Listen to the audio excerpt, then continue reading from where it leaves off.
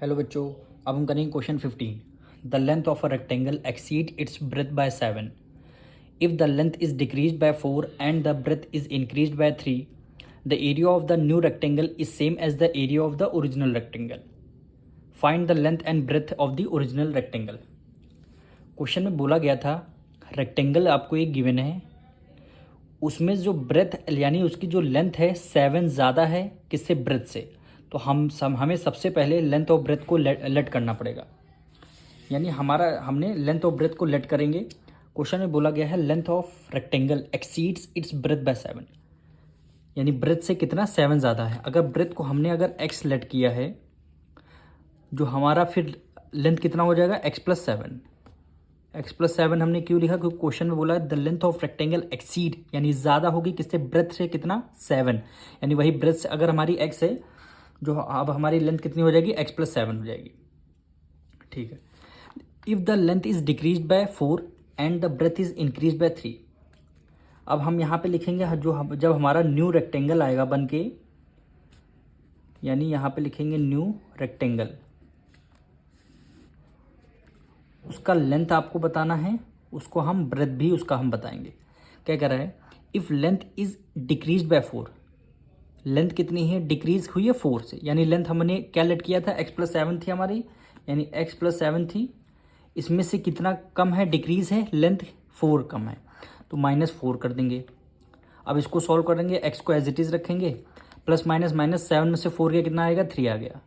वो भी प्लस का आएगा क्योंकि 7 प्लस का है इसलिए प्लस का साइन आ गया, x+3 आ गया। And breadth is increase by 3, breadth कितना हमने क्या लेट किया था, x लेट किया था, ब्रेथ कितना है, इंक्रीज हुआ है कितना 3, यानी x+3, यानी लेंथ हमारी न्यू रेक्टेंगल की आई x+3, ब्रेथ भी हमारी न्यू रेक्टेंगल की आई x+3। क्वेश्चन में बोला गया है the area of the new rectangle, यानी ये जो नया रेक्टेंगल हमारा आया है is same as the area of the original rectangle, यानी ये जो पहले वाला रेक्टेंगल था, दोनों रेक्टेंगल के क्या हो जाएंगे, एरिया आपके सेम हो जाएंगे। एरिया सेम हो जाएंगे तो यहाँ पे लिखेंगे area of original rectangle, original rectangle, original rectangle जो हमने यानी लेट किया था वही हमारा क्या है, ओरिजिनल रेक्टेंगल, सेम आ जाएगा न्यू रेक्टेंगल के, area of new rectangle, new rectangle. अब एरिया ऑफ रेक्टेंगल का फॉर्मूला क्या होता है, लेंथ इनटू ब्रेथ।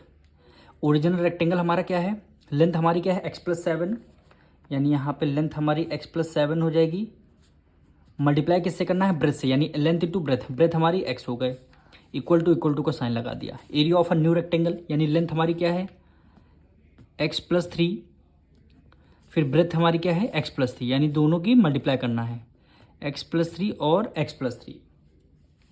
अब यहाँ पे देखिए x की मल्टीप्लाई हमें किससे करनी है, x से करनी है, फिर x की मल्टीप्लाई हम किससे करेंगे, 7 से करेंगे। x की मल्टीप्लाई x से करेंगे कितना आ जाएगा, x का स्क्वायर आ जाएगा, प्लस है प्लस का साइन, x की मल्टीप्लाई 7 से करेंगे क्या हो जाएगा, 7x हो जाएगा, इक्वल टू। अब हमें इधर भी यही प्रोसेस करना पड़ेगा, यानी हम सबसे पहले 2 ब्रैकेट हमारे, तो फर्स्ट ब्रैकेट का x हमने राइट डाउन किया, फिर हमने सेकेंड ब्रैकेट को लिखा एज इट इज़, x+3 हो गया, फिर हमने फर्स्ट ब्रैकेट का रिमेनिंग पार्ट क्या है, x+3 है, तो हमने यहाँ पे x+3 रख दिया, फिर सेकंड ब्रैकेट यहाँ पे एक बार और लिख लिया, यानी सेकंड ब्रैकेट 2 टाइम लिखा है, पहला x, फिर सेकंड ब्रैकेट, फिर +3, फिर आपका सेकंड ब्रैकेट। अब यहाँ पे देखिए x² हो जाएगा plus 7x equal to x की मल्टीप्लाई x से करनी, फिर x की मल्टीप्लाई 3 से करेंगे, x की मल्टीप्लाई x से करेंगे क्या हो जाएगा, x² प्लस है प्लस कर दिया, x मल्टीप्लाई 3 से करेंगे क्या हो जाएगा 3x, फिर प्लस x की मल्टीप्लाई 3 से करनी, फिर 3 की मल्टीप्लाई 3 से करनी, यहाँ पे 3x प्लस 3 की मल्टीप्लाई 3 से करेंगे, 3 से 9। अब यहाँ पे देखिए इक्वल टू के उस तरफ भी x² है, इक्वल टू के उस तरफ भी x², तो यानी x² से x² कैंसिल हो जाए, क्यों कैंसिल हो गया, जब इक्वल टू के इस तरफ माइनस, ये प्लस है माइनस में लाएंगे तो प्लस माइनस कैंसिल हो गया, तो हमने ऑलरेडी पहले से ही कैंसिल कर रखा है। तो यहाँ पे कितना हो गया 7x इक्वल टू 3 + 3 कितना हो जाएगा 6x प्लस 9 हो गया। अब इसको 7x को एज इट इज हमने लिखा, 6 उधर प्लस में है, इक्वल टू के इसमें माइनस में आ जाएगा, इक्वल टू 9, यानी 7 में से 6 गया, 1 का मतलब है x, यानी x की वैल्यू हमारी कितनी 9 आ चुकी है। एक्स की वैल्यू हमारी 9 आ गई।